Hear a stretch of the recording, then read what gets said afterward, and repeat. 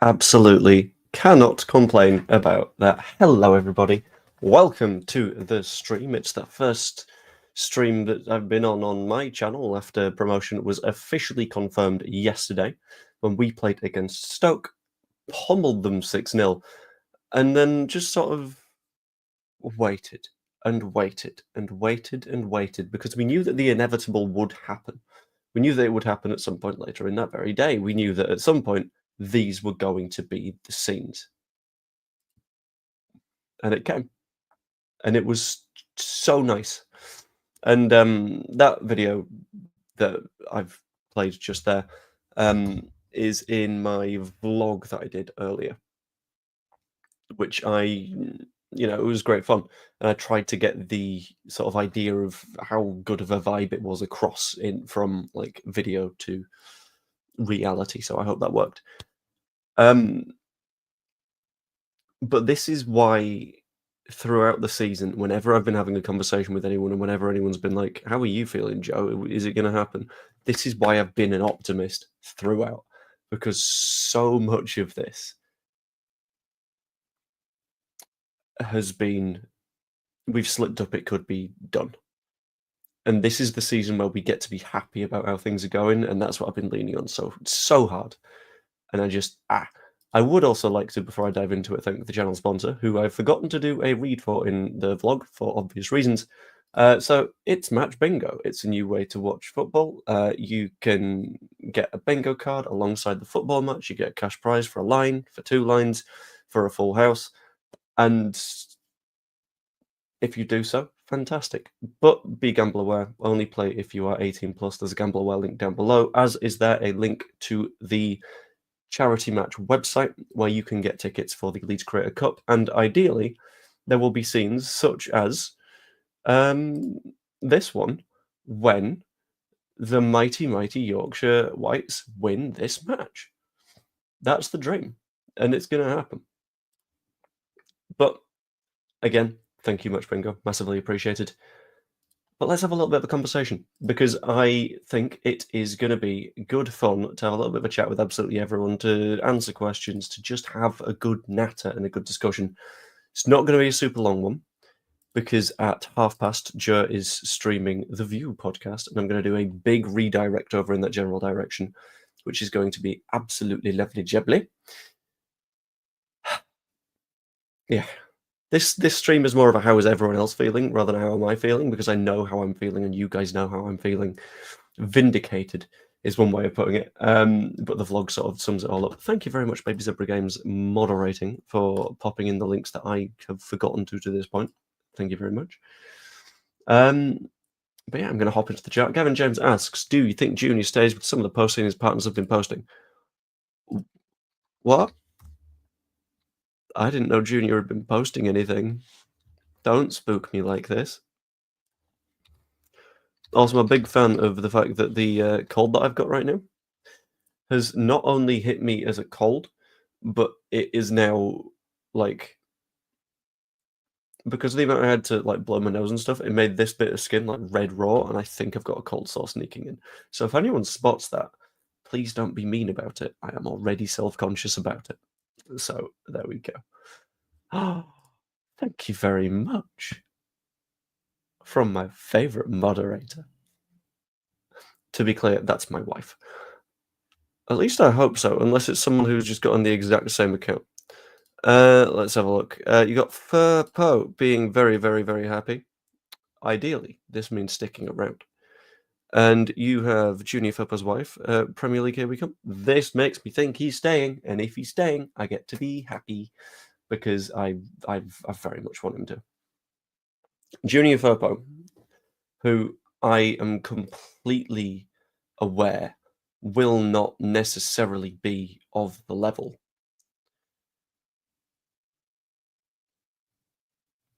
It's still good for vibes, you know?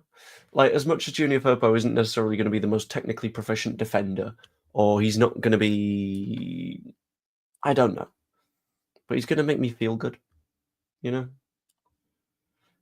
Firpo we kept, Leeds will be afraid of keeping because of the betting thing with mechanic. Right, this is... I don't know how much people know about all of this thing, but I know a bunch of people that work with Italian gambling law. This is because there are times where I've had to market DAZN Bet in Italy, which means that I've needed to sort of understand what that law is. As a general rule of thumb, any gambling, wagering, whatever the hell, in Italy needs to be done on an Italian website. Non-Italian websites, not allowed. You're also not allowed to, if I remember correctly, gamble with non-Italian citizens. In this instance, I think it's Firpo and McKennie were mates during their respective time at Leeds United. McKennie's gone back to Italy, whereas Firpo stayed in the UK. And there'll be a big old bunch of footballers that like playing poker or something with each other. And what's effectively happened as a result of that is Weston McKennie's ended up gambling on a non-Italian gambling site whilst playing in Italy. So I don't think this is a case of they're investigating Junior Firpo as like the wrongdoer. I think he's just a name that's been sort of pulled into its orbit by playing some poker with Weston McKennie or something like that. I could be wrong, but this is what I've heard / put together from multiple different sort of sources. I believe more than earned his opportunities off the last 2 seasons, even as a backup. I think I agree with this. When he was really bad was when...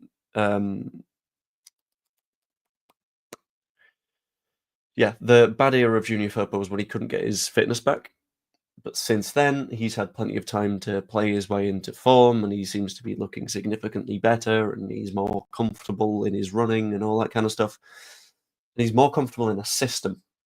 And you know now that when Firpo pushes on, someone's going to drop into cover, which we didn't have under Marsh and we didn't have under Bielsa because he liked to man-for-man things. So I honestly feel like Firpo won't be that bad next season. I would lean towards contract extension, but I would also sign a new starting left-back, just for safety. Haaland versus Firpo. Yeah, but Haaland's a striker. So it's more Rodon versus Haaland, and on a technical level, Haaland wins that. On a vibes level, could genuinely kill a man level, I'm going Rodon. Has Carlton said anything about a return to Leeds? I don't believe so. I don't really see that one coming either. Let's have a look at his Instagram. Nothing. No, there's nothing on there. Very understandably. Because at the same time, this weekend, he kind of got relegated. So you can't exactly be like, oh no, it's so sad, Ipswich. We went down. I don't like to see that. To simultaneously go, but Leeds went up. Yeah. This is bad move for PR. So hard to, yeah. Brezzo left on the praise with his right. Yeah, I mean, Peru surprised me quite a lot yesterday. And he did the thing that I've been asking him to do all season, which was get in the box, get on the end of the bobbly chances and stick them in, and it'll be fantastic.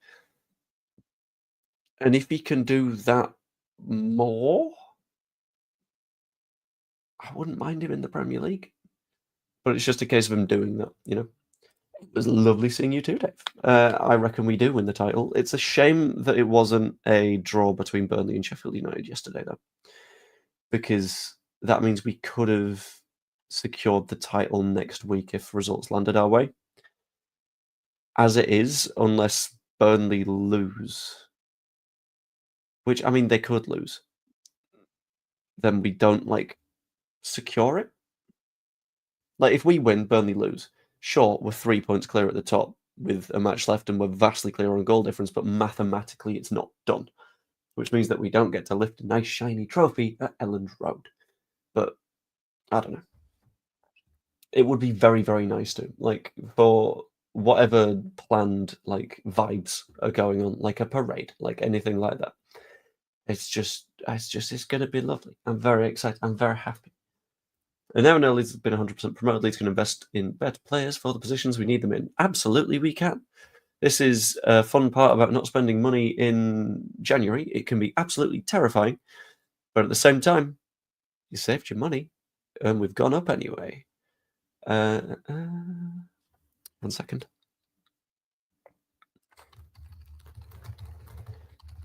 Never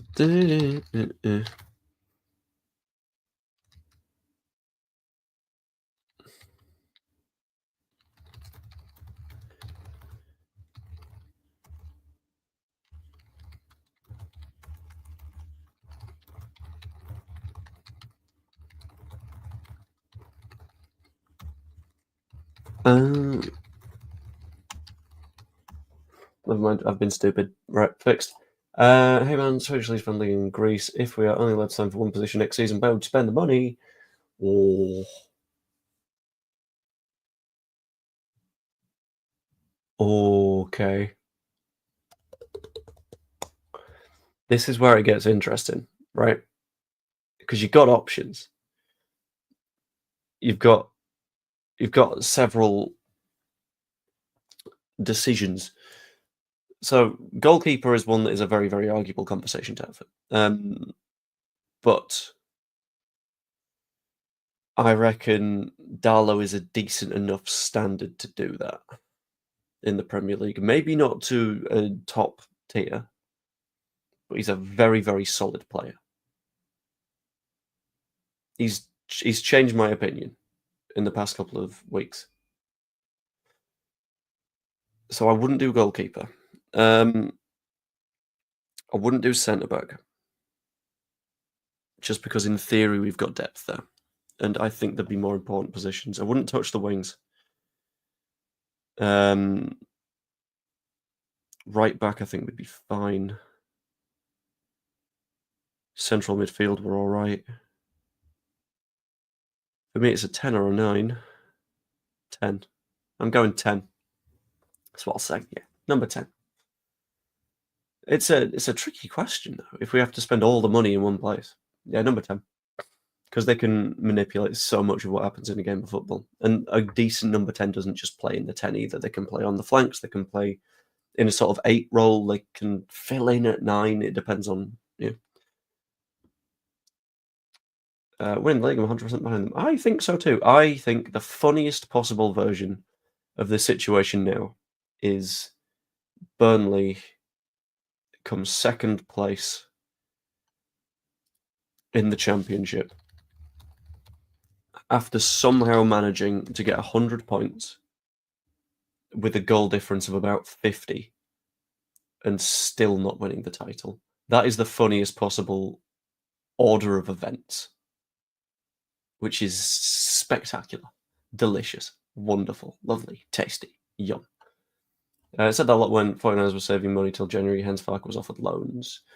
He wasn't just offered loans. Well, he wasn't really offered much. Like Daniel Farke himself yesterday mentioned that he wasn't able to do anything in January, and honestly, the players that were offered on loan wouldn't have really improved us. So I can see why we didn't do that. When are the fixtures announced? In 57 days, however far away that is. I saw LUFC Stats did a tweet on that. It's in June. I want to say 23rd of June, maybe? Something like that. It's in June because it clashes with the big work thing that I'm doing. Number 10, I'd say. Yeah, I think I'll land there. What about left back if Firpo goes? Not left back, no Firpo, maybe. Yeah, I mean, this is assuming that we kept Firpo because, like, if we're saying, like, yeah, but if this player leaves, this is assuming we have this same squad. So I've also assumed we keep Solomon around because sod it. Makes things easier. Same for Rothwell. But yeah, obviously, if Firpo leaves, we need a new left back. But you asked for one position. I gotta try. Just for anyone about Farke's record in the Premiership, he had 9 million spent in his first season and 45 in the second. 0 spots only. Yeah, it's not enough. The first time out is biggest signing was Sam Byram, and if you are getting promoted and your like premier deal is for a fullback, maybe you're setting yourself up for failure. But that is Norwich's problem, not ours. We move, we're fine, we're good, we're cushy. Beyond all of this, I would also like to do a very, very quick shout out to to the photographer of the thumbnail, because it's a very, very, very, very pretty photo. And I love it. And I'm gonna actually find the thumbnail now. Well, not the thumbnail. I'm gonna find the photo now. There we go. Delete that. Go F11. Okay, so this photo was taken drone mode by Manj Singh, and oh my god, it's good. The framing of the sunset, the east stand just bearing over the crowd of thousands who are waiting for the players to come out. It's such a nice shot. And the best bit, it's been taken either immediately before or immediately after everyone got on top of the chicken van, which is nice. I'm down here somewhere. I think. Hold on. I can't move around, which is good. There we go. Ah! I got lost. No, stop it. Stop it. Whatever. Anyway, I'm down here. Stood on a bit of railing, leaning on a sign, trying to get some decent filming bits, which is good. That was what a day. What a day. Is there a big difference in money getting promoted to second or going up to champions? There isn't at all. No. In terms of people saying that it's a £100 million prize for getting promoted, it's not. The prize for winning the championship itself is small. Let's have a look. EFL Championship prize money. What everyone refers to is the TV revenue rather than the actual prize money itself. And you're going to get the TV revenue whether you go up in first or you go up in second. Yeah, I mean, right. Breakdown of EFL Championship prize money per position. Second place in the championship gets £3.5 million. First place gets 5. So it's £1.5 million is the difference between going up in first and going in second, because the whole £100 and whatever million figure isn't real. It's more you just get that for being in the Premier League anyway. I also play poker using the name of Furpo Sumi. I also watch Leeds games in Saudi via my helicopter. Good call. We do love a helicopter. Let's get the band back together. Who was last out, Rasmus? You hear the fireworks in the second half of the match yesterday. It would be hard to not hear them.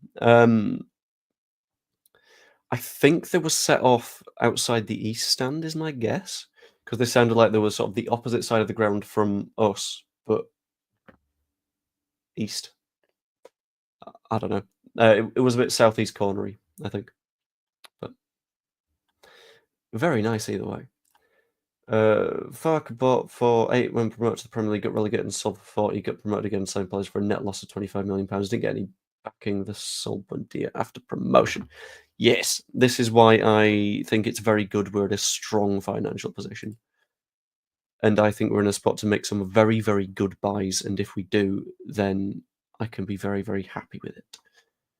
Yeah, TV revenue, sponsorships. Like, as you've then mentioned, that Red Bull deal is going to be colossal to us next season.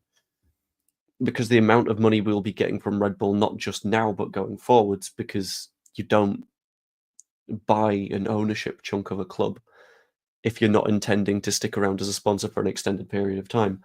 Sorry about that, people who don't especially like Red Bull, but it's going to happen. It'd be weird to do.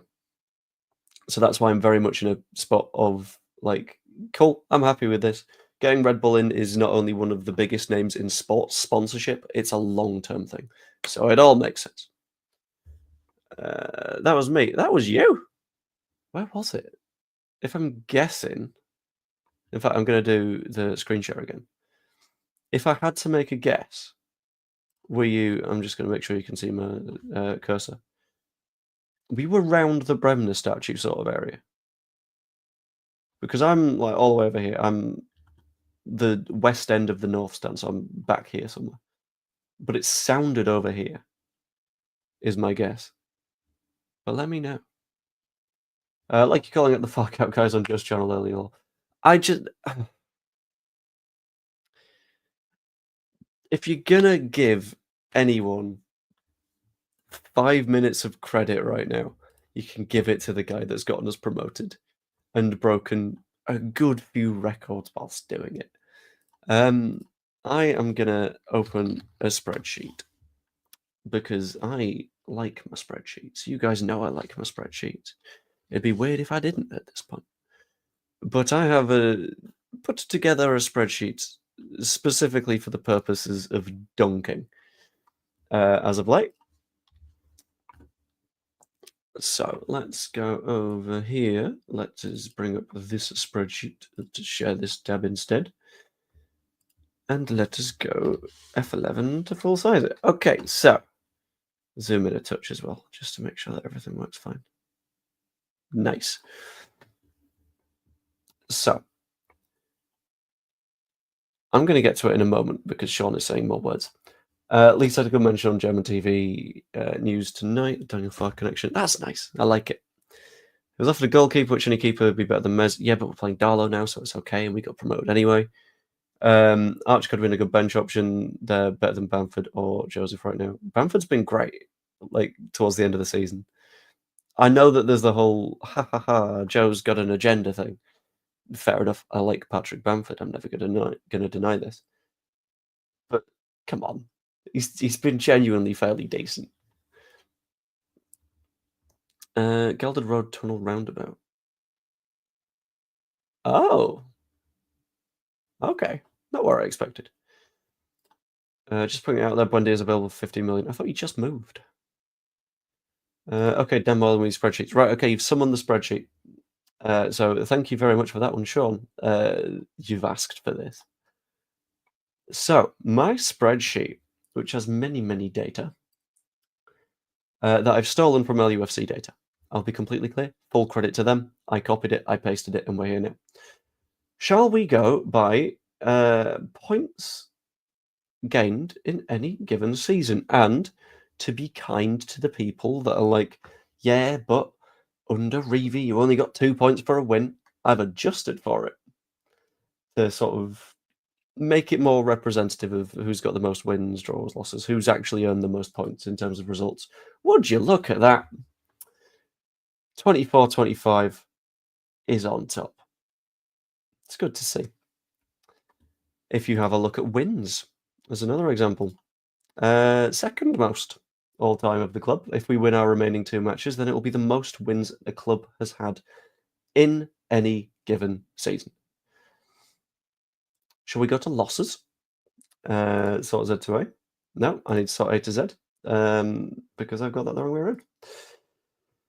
We have the third fewest losses in the club's history, which is not a bad place to be. Goals 4. We are currently the second highest we have been of all time. 9 away from first place, but fair enough. That was in the version of football in the 1920s, where it was just everyone runs up the pitch to score and then no one runs back to defend. So the goals that season were manic. Goals against, very solid. Let's have a look at that one specifically. Second best performance of all time. Goal difference, the highest of all time. Clean sheets, the equal highest of all time. And points per game, currently the third highest of all time. I believe if we win our 2 remaining matches, we can't catch 68-69. However, we can overtake 70-71, which would make it, in terms of points per game, the second best season in Leeds United history. The numbers are quite good, aren't they? This is a very good season to be a Leeds fan. And I know that a lot of people have spent a lot of the season sort of fretting and being spooked and a little bit, But if that's not a sign that we've sort of dragged things around a bit, I don't know what to say. Because at the end of the day, when you're looking at what makes a club successful, it's results. What makes a club entertaining in general, it's goals. We've done both. What makes a club sustainable? Decent defending. We've done that. And at the moment, and this is a stat that I had to double check when I read it, our goal difference of 60 is the same as the number of goals that Sheffield United have scored this season. It's one less than what Burnley have scored this season.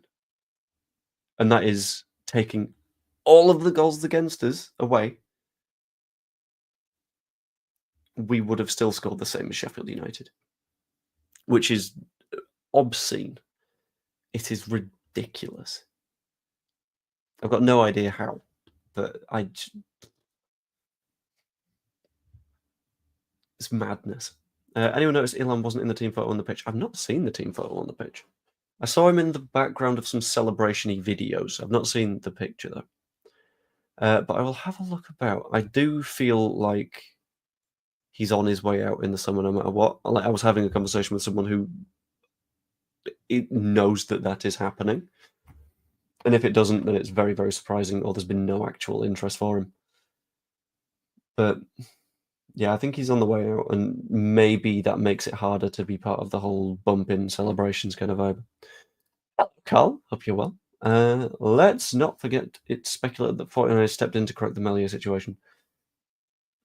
I'm still not convinced by all of that. Like, anything can be speculated. Remember when it was the Square Ball started a rumour that we were going to sign Daniel Sturridge, and then all of a sudden it was on all of the news websites anywhere. When they said on a podcast, they're making it up. That's why, like, if anything is just like speculation, can't be bothered with it. Come from a source, or it doesn't matter. That's what counts for me.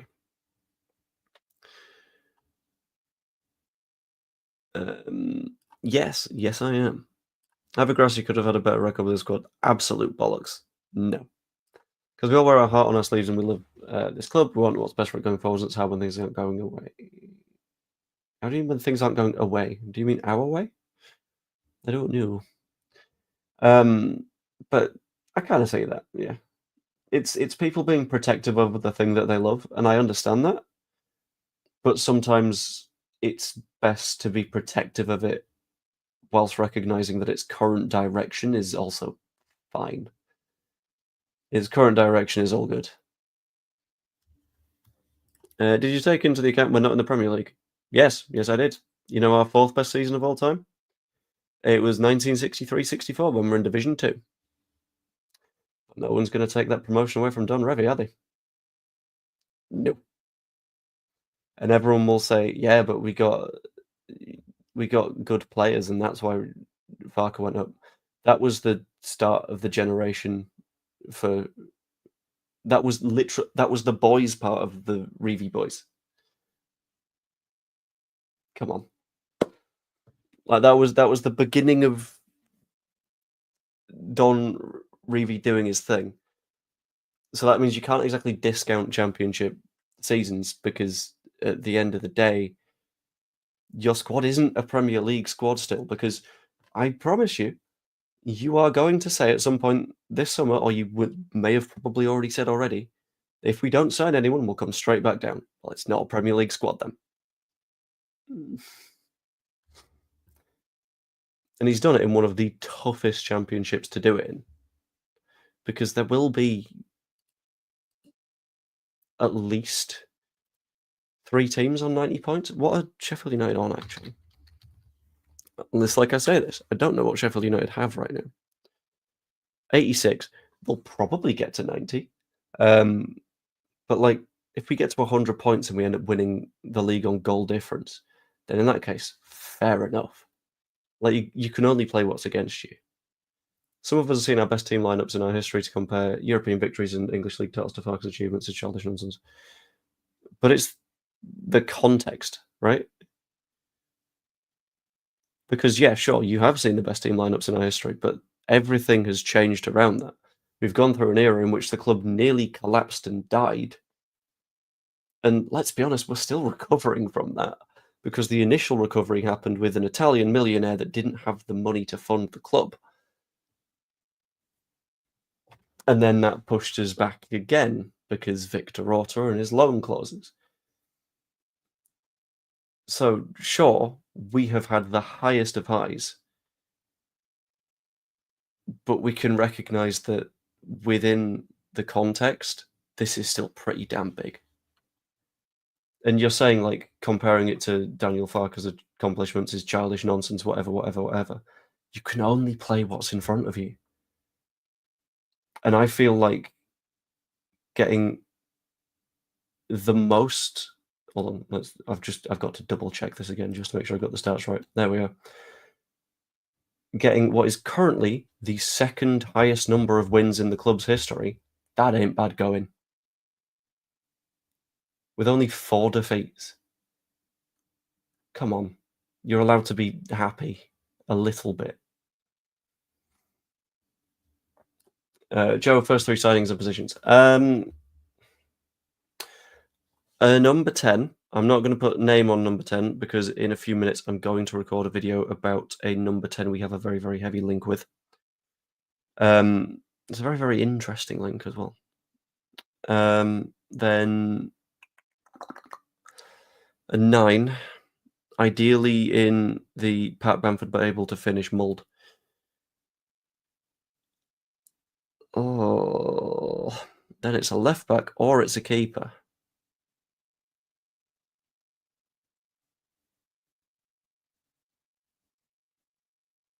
Left back because Darlow could still do a job. That's what I'm going with.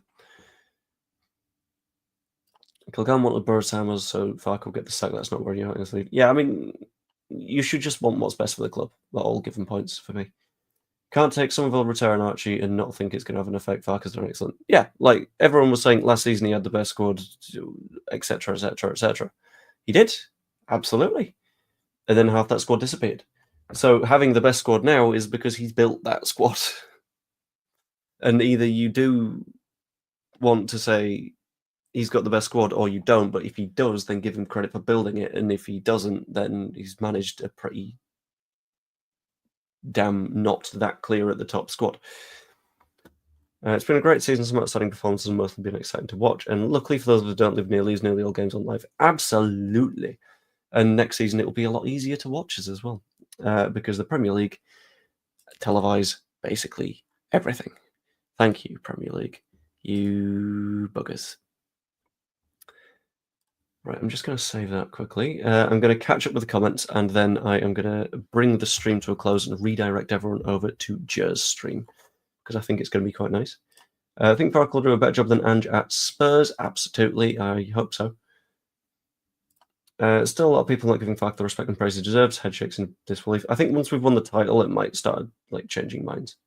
Signings at least should be a prem-proven goalkeeper, centre-back, left-back, and Delap or Felix from AC Milan. Not getting Liam Delap, he's got a higher aspiration than that. And Felix will not drop to Leeds. He just won't. He won't want to be in a relegation battle. How nice would it be to sign Hamer just to wind them up even more? I think it's a nice concept. I just also think that Gus Hamer is not a good player to have in your squad. He's a bit of a petulant child, so I don't think he really contributes.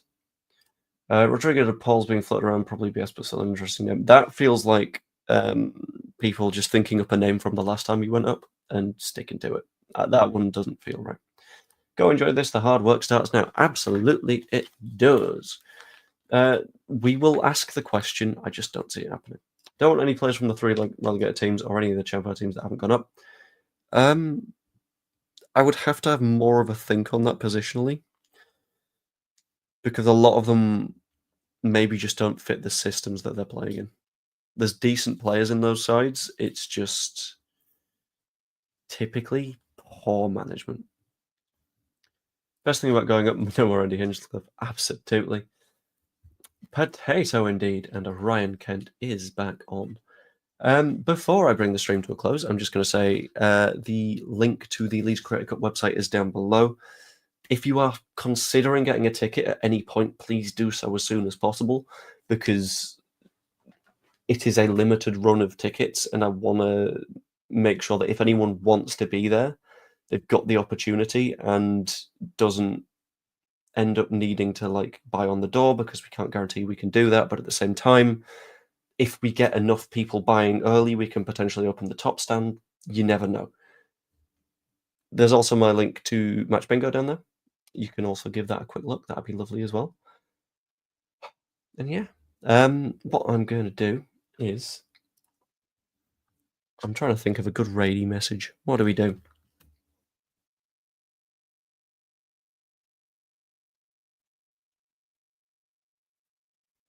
Someone think of something clever.